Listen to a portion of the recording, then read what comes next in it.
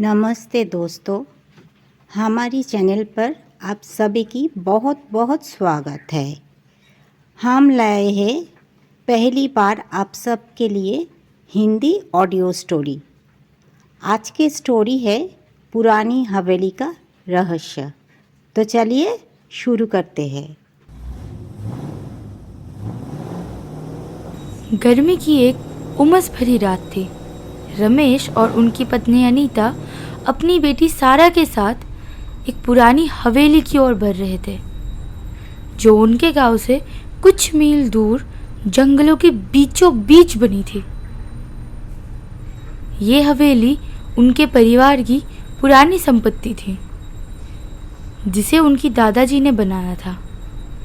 रमेश के पिता ने हमेशा उसे हवेली के बारे में चुप्पी साध रही थी, लेकिन उनके मृत्यु के बाद रमेश को हवेली की जिम्मेदारी सौंपी गई। पापा, ये जगह इतनी सुनसान क्यों है? सारा ने कार की पिछली सीट से पूछा। उसकी आवाज़ में हल्का डर झलक रहा था। बेटा, ये पुरानी हवेली है, यहाँ कोई नहीं रहता, इसलिए सुनसान लगती है। रमेश ने जवाब दिया, लेकिन उसके आवाज़ में भी एक अनजानी बेचैनी थी। अनीता चुपचाप खिड़की से बाहर देख रही थी, जहाँ घने जंगल के पेड़ अंधेरे में डरावने साया की तरह नजर आ रहे थे। रास्ता टेढ़ा मेढ़ा था और कार की हेडलाइट्स जंगल के अंधेरी रास्ते को मुश्किल से रोशन कर पा रही थी। अचानक कार का इंजन कोसने लगा और रुक गया। ये क्या हुआ? अनीता ने घबराते हुए पूछा। पता नहीं, शायद इंजन गर्म हो गया होगा। रमेश ने कहा और कार से उतरकर बोनेट खोला।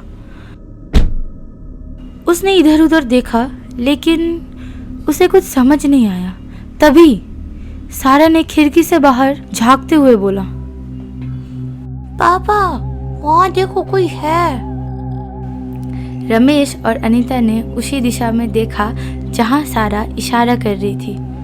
जंगल के बीच एक धुंधली सी साया थी, जो पलक झपकते ही गायब हो गई। शायद तुम्हें भ्रम हुआ है सारा, रमेश ने हंसते हुए कहा, लेकिन उसका चेहरा पीला पड़ गया था।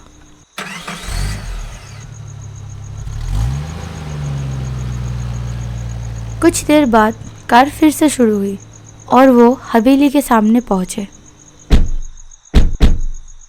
हवेली पुरानी थी, लेकिन उसकी बनावटें अभी तक बरकरार थी।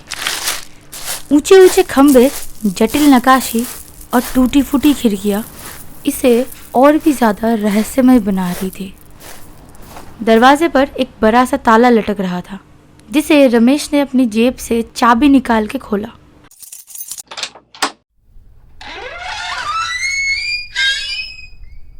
हवेली के अंदर कदम रखते ही एक ठंडी हवा का झोंका उनके चेहरे से टकराया।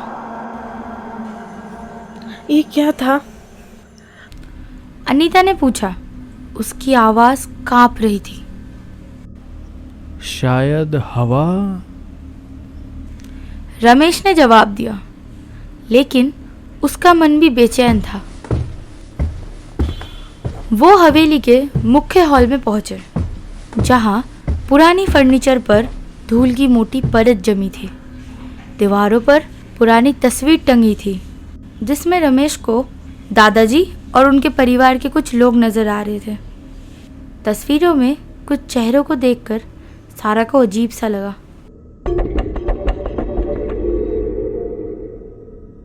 पापा, इन तस्वीरों में कुछ लोग ऐसे दिखते हैं जैसे वो हमें देख रहे हैं, सारा ने धीमी आवाज में कहा। ऐसा कुछ नहीं है, बस तुम्हारा भ्रम है। रमेश ने हंसकर टाल दिया, लेकिन उसने भी उन तस्वीरों को ध्यान से देखा। एक तस्वीर में एक महिला थी, जिसके चेहरे पर उदासी और गुस्सा दोनों झलक रही थी। उसकी आंखें ऐसी थी मानो सचमुच जीवित हो। उस रात परिवार ने हवेली के एक कमरे में रात बिताने का फैसला किया। अनीता ने कुछ खाना बनाया और वो सब थके हारे सो गए। लेकिन आधी रात को सारा की चीख से रमेश और अनीता की नींद टूट गई। मम्मा, वहाँ कोई था, एक औरत, उसने मुझे छुआ, सारा रोते हुए बोली। कोई नहीं था बेटा, तुमने सपना देखा होगा। अनीता ने उसे गले लगाते हुए कहा, लेकिन उसका भी दिल डर से धड़क रहा था। अगले दिन रमेश ने हवेली की छानबीन शुरू की। उसे एक पुरानी डायरी मिली जो उनके दादाजी की थी। डायरी में एक औरत का जिक्र था जिसका नाम राधिका था। वो रमेश की दादाजी की पहली पत्नी थी जिसकी रहस्यमय तरीके से मृत्यु हो गई। डायरी में लिखा था कि राधिका को हवेली के एक कमरे में बंद करके रखा गया था और उसकी आत्मा अभी भी हवेली में भटकती है।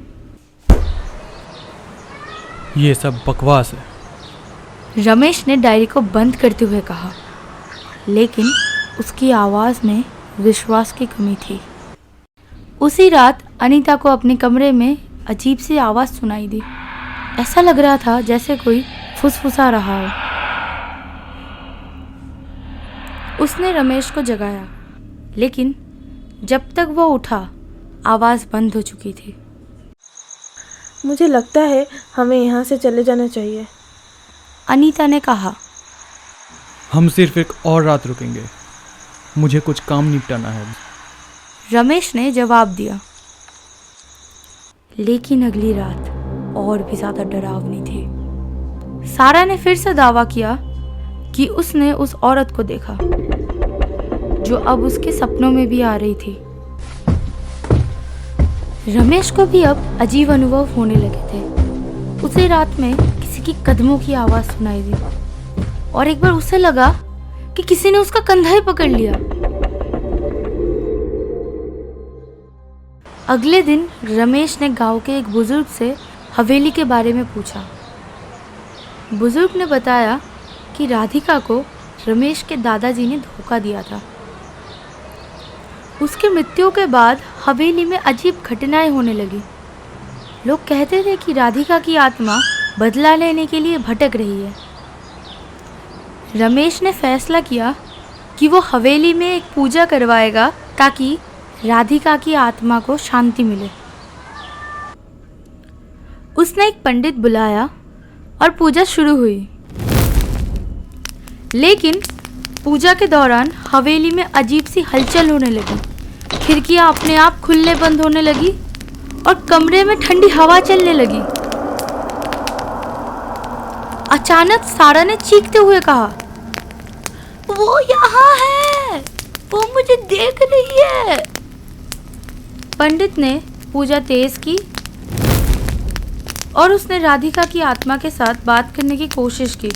उसने कहा, राधिका, तुमने जो दुख झेले हैं हम उसके लिए माफी मांगते हैं।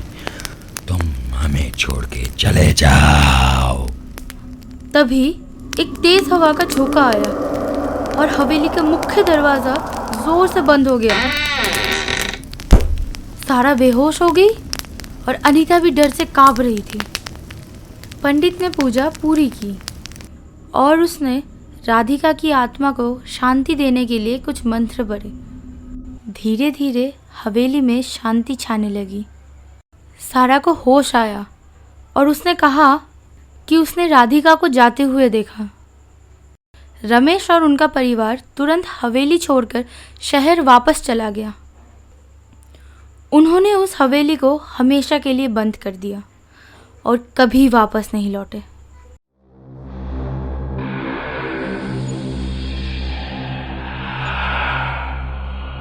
लेकिन सारा को आज भी रात में कभी कभी उस औरत की फुसफुसाहट सुनाई देती है।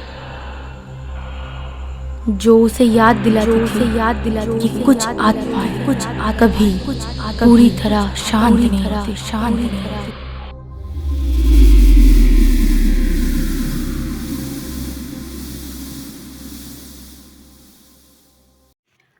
आज कहानी सुनाने में हमारे साथ थे स्पीकर और सारा, रोशनी, अनीता, सनु, रमेश और पंडित अभिषेक, और उसके साथ मैं अमृता। अगर हमसे कुछ भूल चूक हुआ तो हमें माफ़ करें, क्योंकि ये हमारा पहला प्रयास था। तो आज के लिए बस इतना ही। मिलते हैं एक नई कहानी के साथ।